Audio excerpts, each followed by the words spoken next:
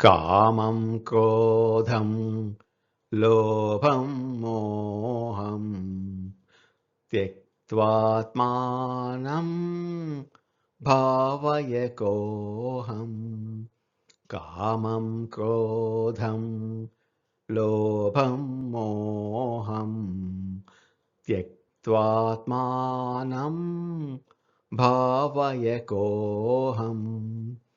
ఆత్మజ్ఞాన విహీనా మూఢా ఆత్మజ్ఞాన విహీనా మూఢా తే పచ్యంతే నరక నిగూఢా.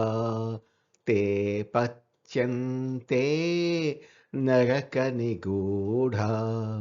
భజ గోవిందం భజ గోవిందం గోవిందం భజ మూఢమతే.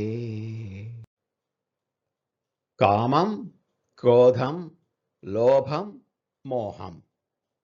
కోరికను, కోపాన్ని, పిసినారితనాన్ని, వ్యామోహాన్ని త్యక్త్వా ఆత్మానం భావయ కహ అహం. వదిలిపెట్టి నీ ఆత్మను గురించి నిన్ను నీవు విచారించుకో, నేను ఎవరు అని.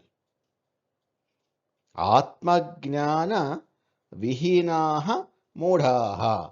ఆత్మజ్ఞానం లేనివారు మూర్ఖులు. తే నరక నిగూఢాః పచ్యంతే. వారు నరకంలో పడి ఉడికించబడతారు. కామము అంటే కోరిక, క్రోధము అంటే కోపం, లోభము అంటే దురాశ, మోహము వ్యామోహం మొదలైన దుర్గుణాలను ముందుగా పూర్తిగా వదిలిపెట్టు. ఆ తర్వాత అసలు నేను ఎవరు అని నిన్ను నీవు ప్రశ్నించుకుంటూ ఆత్మవిచారణ చేసుకో.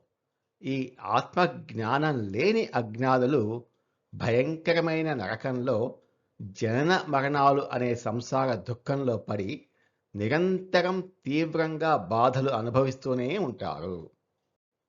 ఈ అనంతమైన చక్రంలో పడిపోయిన మనిషి అసలు తాను ఈ భూమి మీదకు ఎందుకు వచ్చాడో, తన అసలు స్వరూపం ఏమిటో మర్చిపోతున్నాడు అని అంటున్నారు ఆదిశంకరాచార్యులు.